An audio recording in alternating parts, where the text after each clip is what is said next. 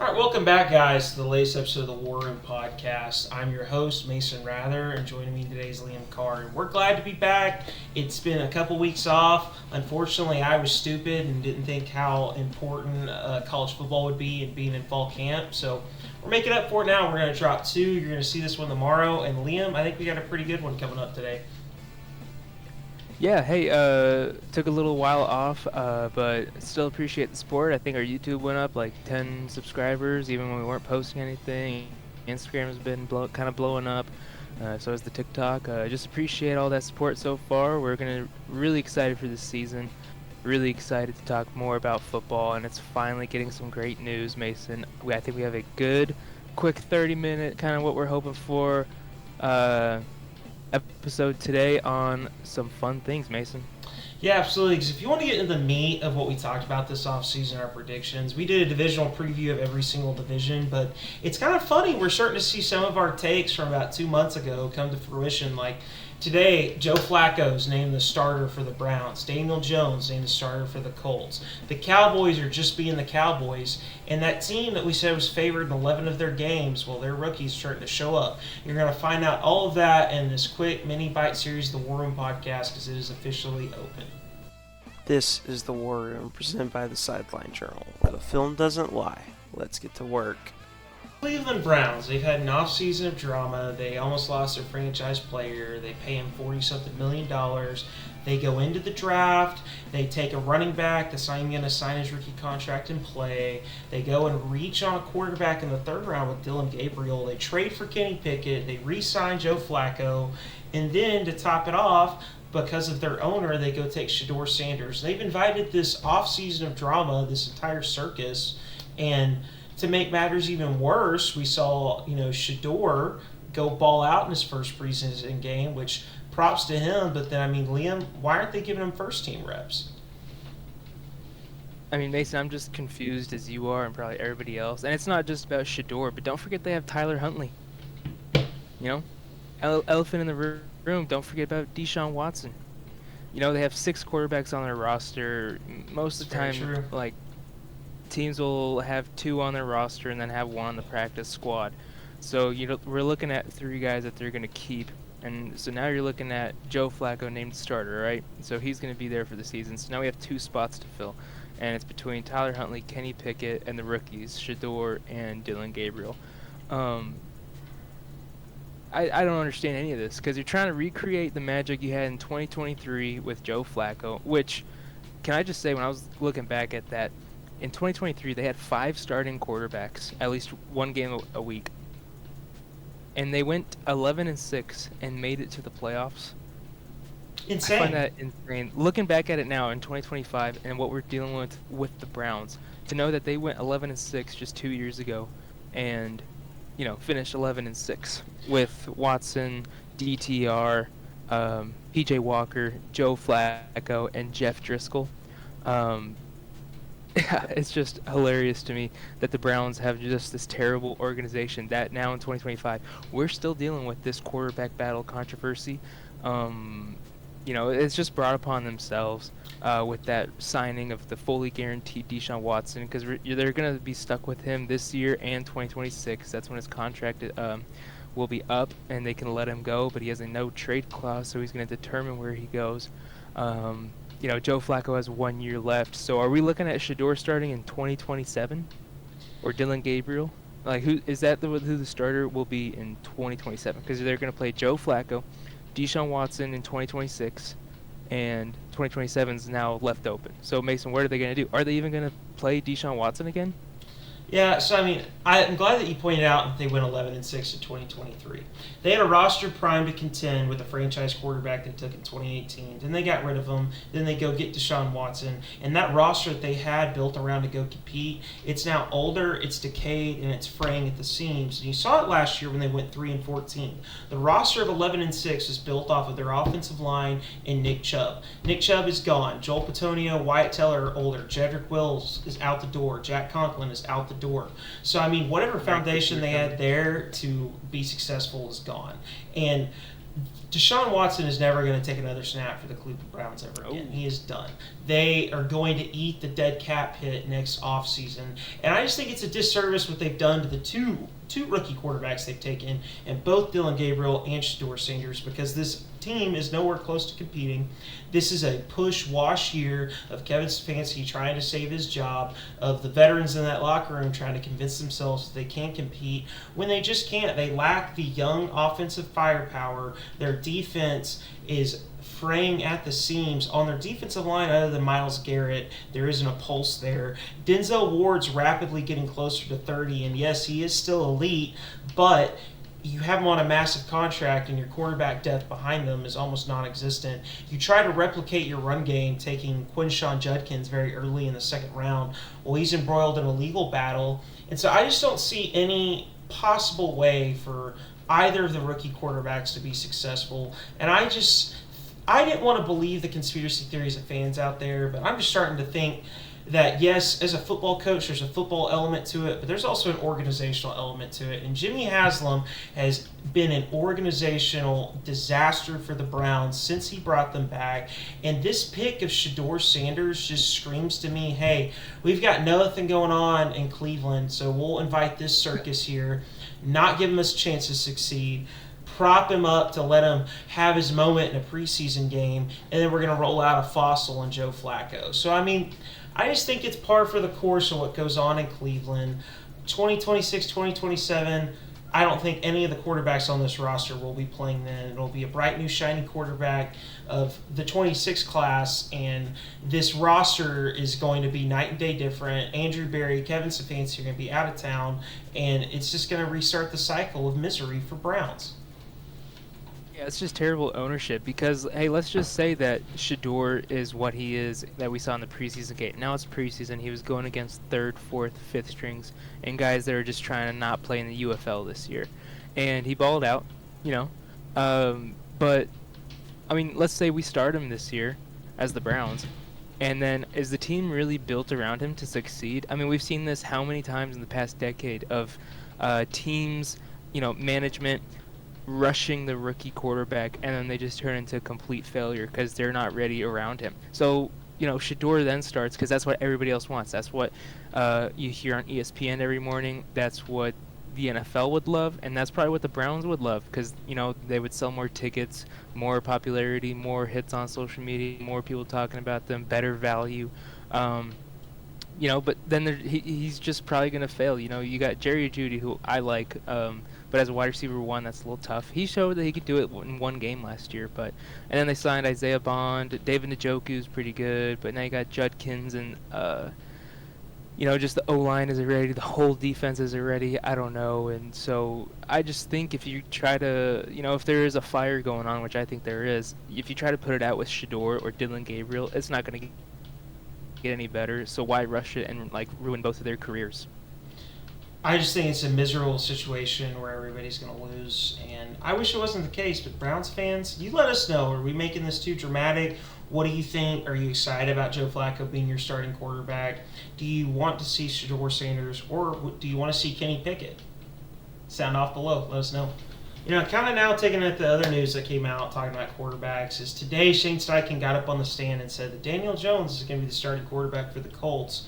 And it kind of is ending the Anthony Richardson era, fourth overall pick, less than 3 seasons into his career. And it's stuff that we predicted 2 months ago in the AFC South preview, as we sat there and said that Shane Steichen is coaching for his job, and he's going to play the quarterback that he thinks gives the Colts the best chance to win in a weaker division with talent all around him on offense.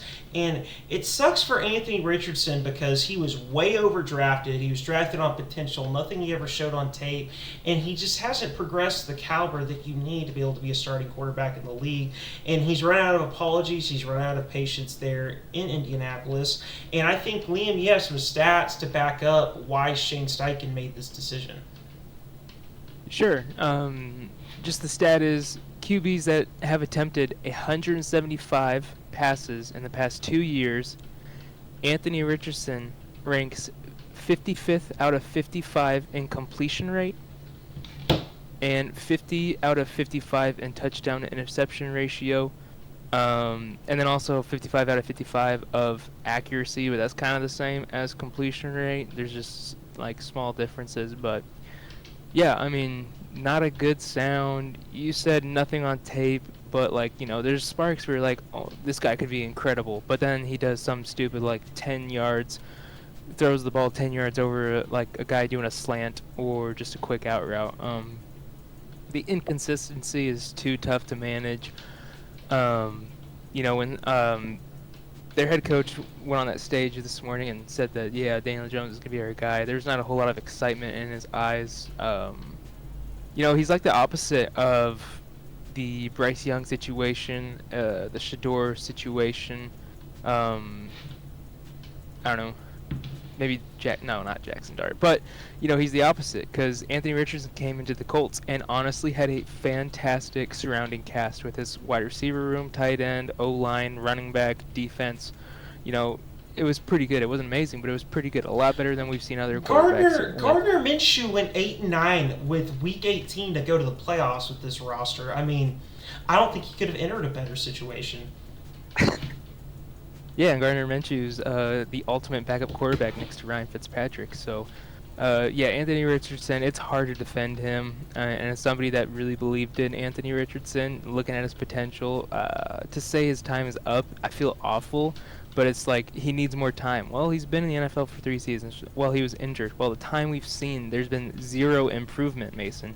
So it's hard to really defend this guy beyond that. There's been zero improvement in his 3 years of training camp, practices, off the field meetings where you'd think that he'd be able to call out things better. We saw in the preseason game, Mason, you posted on the Instagram, and that was a nice little post, but he didn't even see the guy coming off the blitz, right? He didn't even know how to make an adjustment with the empty, so it just makes me feel like he hasn't improved anywhere.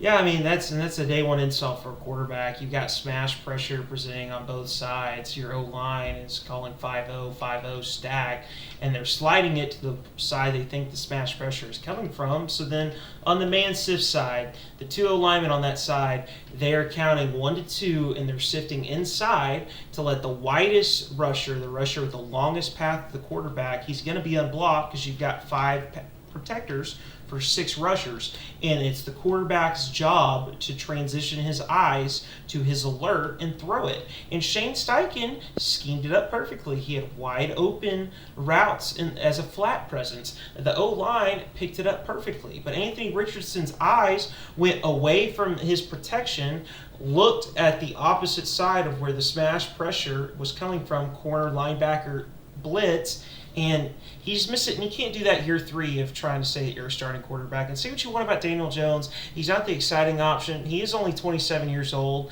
He's shown in a system with talent around him that he can produce at least average quarterback play. And Shane Steichen is the type of quarterback's coach, type of play caller that believes if he can just get average quarterback play, he can make a winning offense. Think first year of Brock Purdy with the 49ers. That's what Shane Steichen's mindset is.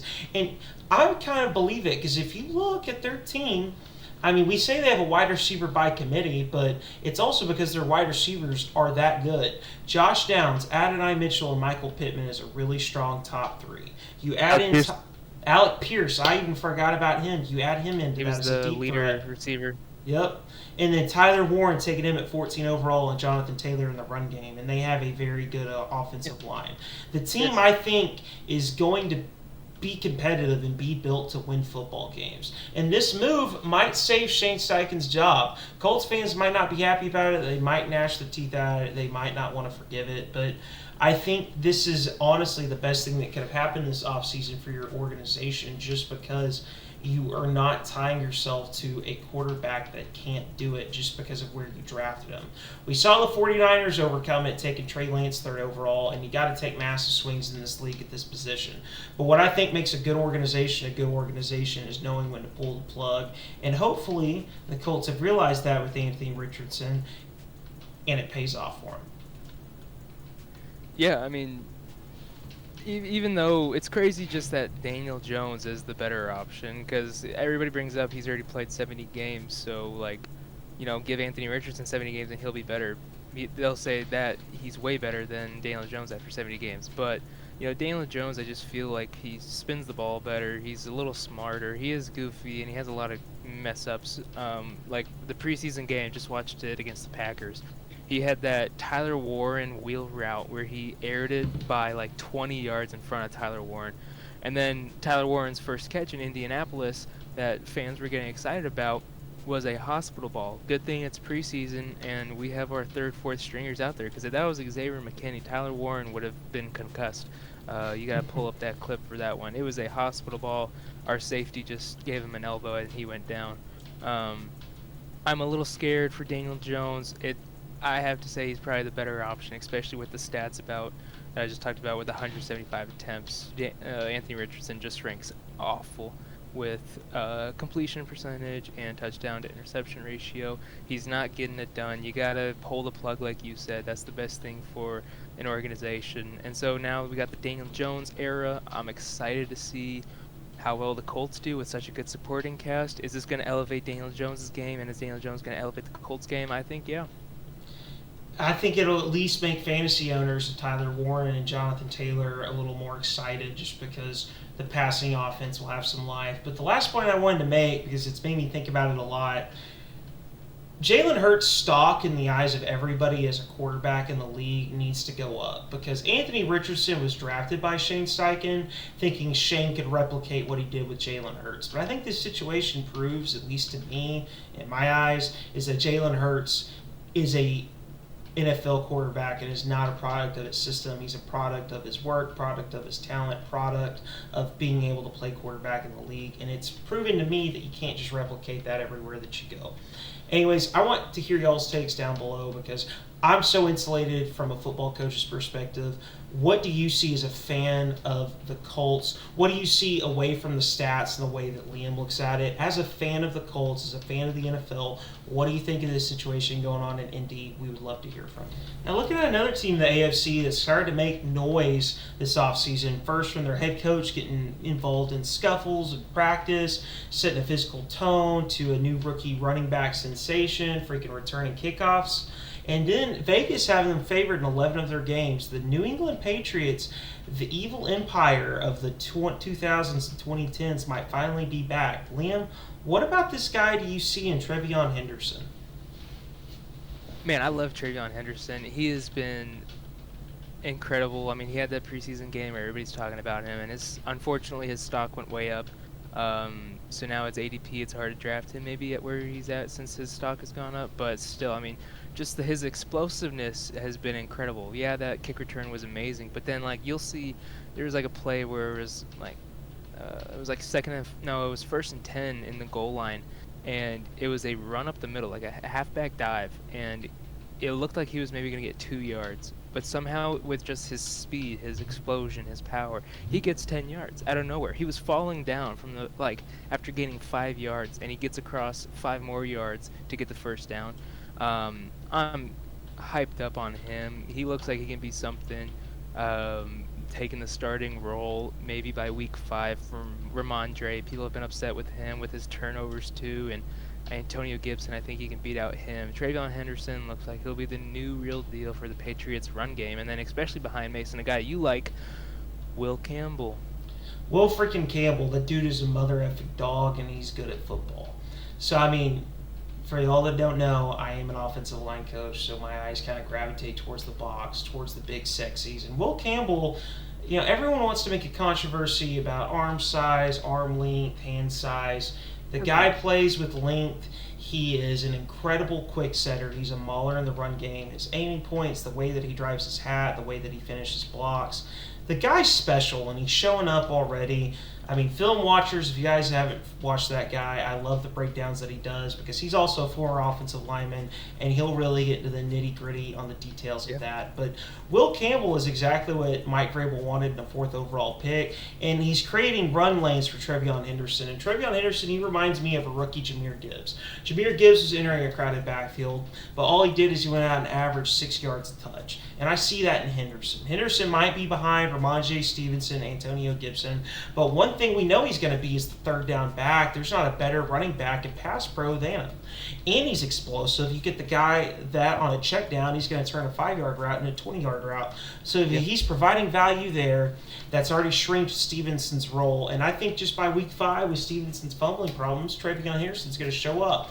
But that's not just what's exciting about the Patriots. What's exciting about the Patriots is that they've got Drake May absolutely dialed now, and for all the woe that was being made about his weapons, you support him with a really strong run game, with a good offensive line. I'm not going to go there and say it's good, but it's at least not the worst in the league now.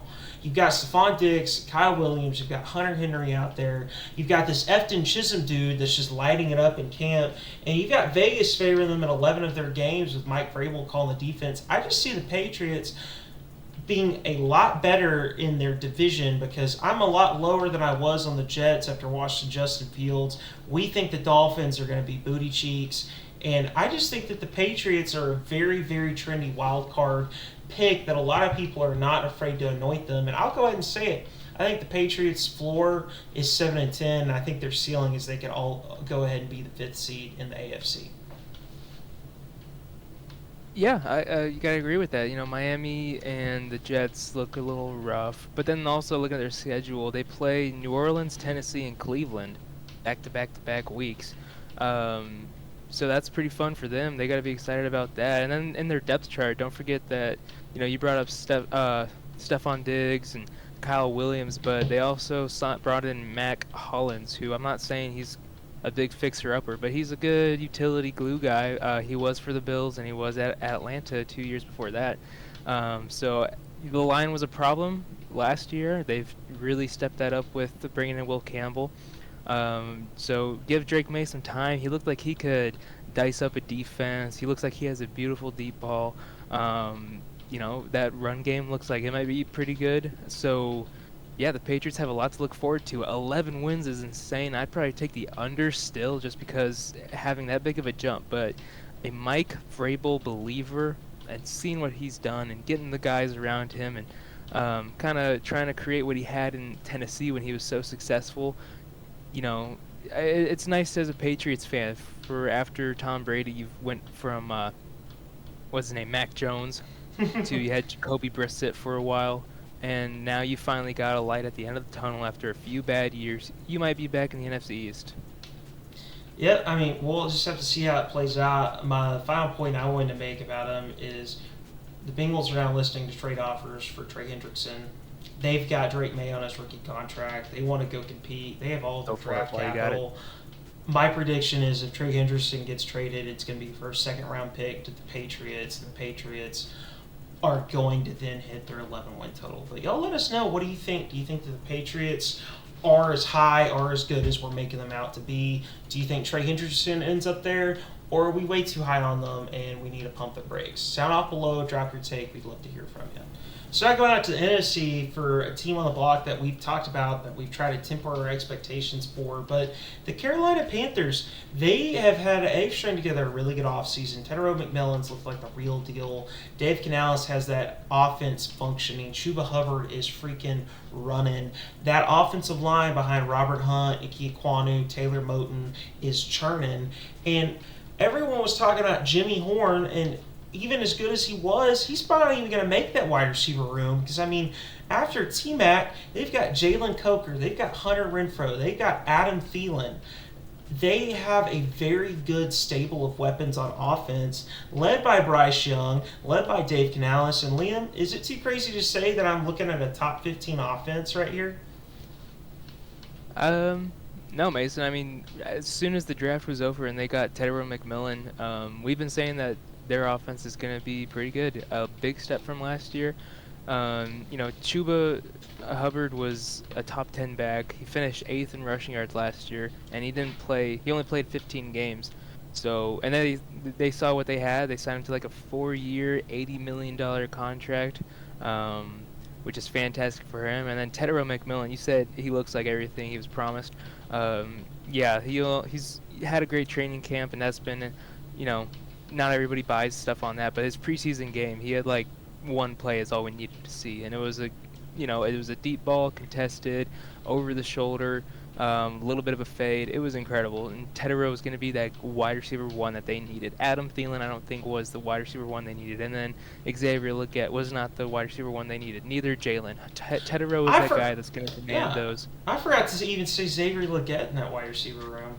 Now, do I think Xavier? I think Jalen Coker is better than Xavier Legette, but yeah, Hunter Renfrow is going to be a fantastic slot around that goal line. He's so dicey with his route running, and Adam Thielen, yeah, he's going to be good too. So I think Jimmy Horn can make it, but I don't think he's going to get the spotlight that he had. That O-line, let's not forget last year. By week 8, I think the Panthers ranked 5th in O-line blocking, pass block, run block. They ranked 5th. There's the Eagles. I think the Packers were somewhere up there, and the Panthers. They fell later in the season, but they have a pretty good O-line. It's not terrible. So, they got that cooking. And on defense, J.C. Horn is a fantastic cornerback. He signed a 4-year, $100 million deal. They definitely have the guys to get to 7 wins. I think they have that possibility. But then I just think last year their defense was so bad. I mean, they can bring in a lot of guys, Mason. I just think that they might have a little bit of trouble still that holds them back. Yeah, and I mean, I think Panthers fans could take that with some solace and be excited that what happens this season is they go 7-10. This offense is as good as we think it is, and they're competitive. They don't make the playoffs because it gives you a good first-round draft pick to go address that defense and now see hey, we can go make moves, we can go push it. But I mean, I'm still quietly optimistic about them because their division is the division that they're in. The Saints are terrible. The Falcons, that pass rush for them is still not figured out, and it's going to be their Achilles heel. I do think that the Bucs will soundly win it, but the Panthers are in one of the weaker divisions. Derek Brown and J.C. Horn are 2 very young, very special players at both defensive line and corner. And if they can get just enough and this offense is as good as we think it is, I don't think it's crazy to say that they win 8-9 games. But I do think 7's more realistic, and I just am I'm very high on the way Dave Canales has built this team, and it's proof of his track record, starting out at Carson Newman High School, going to El Camino College, going to USC, then making his way to the Seahawks, then the Buccaneers, and then out the Panthers. He's a young, scrappy coach that builds his teams off of physical identity, and I think that he's built the Panthers off of what is mirrored his coaching journey, and it's one built around a very, very solid run game and a quarterback that he lets out there and lets him go play and lets him go be that guy. He did it with Russell, he's done it with Baker, and I think he's about to do it with Bryce. But y'all sound off below. You let us know. Do you think that Bryce Young, Dave Canales, is the quarterback head coaching duo for the Panthers of the future? Is T-Mac going to develop into that alpha wide receiver 1? And is their defense going to hold up through the course of the season? We'd love to hear from you down below in the comments because the season, it's getting closer. All right, now we're going to go down to Jerry's World, AT&T Stadium. The Cowboys. Recently, they've been in the spotlight a lot with Micah Parsons and his deal, his contract. They just released on Netflix that America's Team, which I heard is really good. Haven't checked that out yet. A lot about Jerry Jones. Mason, number 11, is he going to come out to Green Bay, Wisconsin? Absolutely not. I will die before that ever happens. Micah Parsons is not leaving the Cowboys to go to freaking Wisconsin. If it happens, I will shave my head. Jerry Jones is just the ultimate entertainer. He's said it multiple off seasons now that, if the Cowboys aren't dominating the news media headlines, I'm going to go stir the soap opera up with the Cowboys. That's what it's about. And that's what he's doing. Every single offseason with Dak Prescott, CeeDee Lamb, and now Micah Parsons, he drums it up as a soap opera all offseason. The Cowboys are in the headlines. Sorry, Cowboys fans like myself get all worked up. We get so pissed. And then the night before the game, he's going to sign him to a record-breaking extension with record amount of money. That's what I think is going to happen. I think all this is just for show. But I can't say it pisses me off because the Jerry Jones of that documentary died 30 years ago. That Jerry Jones wanted to win. He wanted to build the Cowboys in a premier organization. He wanted to go for championships. He cared about his players. 30 years later, whatever corpse is driving that machine right now for the Cowboys, I cannot stand it, and it makes it so difficult to try to get any excitement as a Cowboys fan. That's a little harsh, Mason. Yeah, I'm pretty bitter. Yeah, I just don't understand what's going on there. I mean, yeah, this is probably all just for show, because why wouldn't you? It just doesn't make any sense. Mason, I got a fun little stat, and I want you to guess this little game, all right? Micah Parsons is one of 2 people in NFL history to have 12-plus sacks in their first 3 seasons. Can you name that second guy? Aldon Smith. No. For the Niners. Lawrence Taylor. No. It's not a bad guess, though. But this is still pretty wild. There's only 2 people that have ever done this. 12-plus sacks in their first 3 seasons. DeMarcus Ware. No, do you want me to give it to you? Yeah, just give it to me. I could go for a while. Mean Joe Green. Reggie White. Reggie White. That's the crowd that he's in. 12-plus sacks first 3 seasons. I mean, I don't know why you don't want to sign him, just knowing that fact. I mean, he's just been terrorizing the NFC East for so long. He is one of the most dominant in the game. I mean, did Micah Parsons and his agent say, like, we're going to wait till TJ Watt? You know, is that a game that they were trying to play? No, he wanted to sign early, and we didn't. It's just ridiculous. This doesn't make any sense. You know, this is just a classic. If you sign them earlier than later, you'll save money. You know, everybody wants to wait because they don't want to spend it now. But if you just spent a whole lot, you know, at the beginning of the year, they would have spent less now than what they're going to do. You know, because he's going to talk about TJ Watt's contract and, of course, Myles Garrett's. And, you know, is Trayvon Henderson,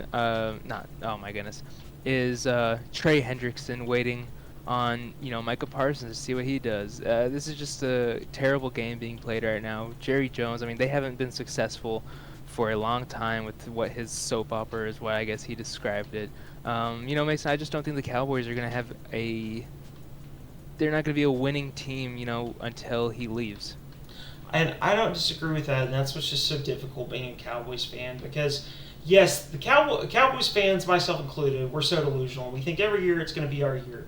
But you can legitimately say in the past 4 seasons, we have had a roster talented enough to go to a conference championship game. And that's why I think it's so difficult now, is now Zach Martin's retired. Our offensive line that was so good for so long is finally aged out. Dak Prescott is now getting closer to 40 than 30. We've had to pay CeeDee Lamb. We've paid Dak Prescott. We've paid all these players on defense. And now our generational player, 26 years old, has the most sacks ever in the first seasons of his career, and we're not going to pay that guy. Instead, the guy that wants to be there, we're going to piss off for the sake of it. And, man, if what happens, he ends up with the Packers and we trade 2 first-round picks for him, I just don't know how I'm going to be able to overcome it. I've been a Cowboys fan since the day I watched Tony Romo fumble a snap in the wild card round. Since the day Des Bryant's catch wasn't a catch. Since Aaron Rodgers killed us again in 2016.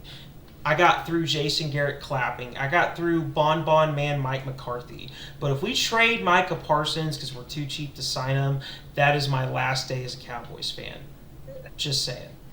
I think the consensus on Packers Twitter is that we are okay with trading Rashawn Gary and a first and then maybe some other picks for Micah Parsons. That's what it's pretty much we're okay with. Yeah. But even then, that would be crazy. Because why would you do that for a guy of generational talent? Honestly, just for that, I mean, the Cowboys would be crazy. And I like what you said about, you know, you had the O-line that's been so good for so long, they're aging out. That should be one of, at the end of Jerry Jones's career, that should be one of the biggest highlights. Because you guys created a football team exactly how you want to. Drafting the O-line, just working with them becoming stars. That's how you build a good football team. You got that O-line.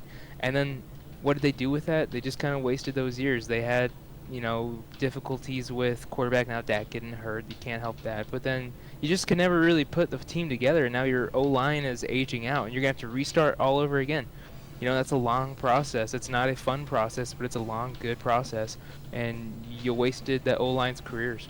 incredible. It brings a tear to my eyes, honestly, that I'm going to sit back 10, 15 years from now, and I'm going to have to be able to say that we never won a Super Bowl with Travis Frederick, Tyron Smith, and Zach Martin. And I think all three of those guys are going to end up in the Hall of Fame.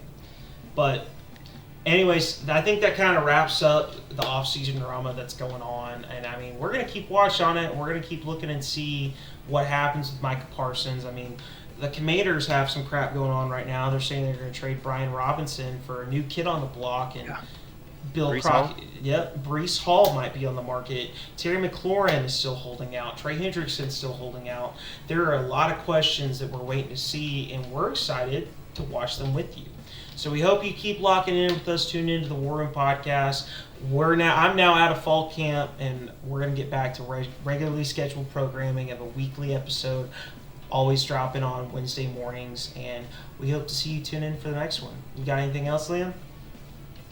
Hey, just appreciate all the support. If you haven't yet, make sure you subscribe. Make sure you follow on our Instagram, Twitter, or TikTok, any of those, and just follow along. I think we're bringing some good insight. We're going to help you out with your fantasy drafts that are coming up, and we're going to help maybe your football watching experience be better. Heck yeah, man. We appreciate y'all tuning in. We'll see you next week. Peace out. We hope you enjoyed the latest episode of the Warroom podcast presented by the Sideline Journal. As the season gets closer, you should tune in to our entire catalog of stuff over on Instagram, on TikTok, on YouTube. We're dropping all of these podcasts daily and weekly, and we love the support and growth, and we're going to keep it up. Anyways, we'll catch you in the next one. Peace out.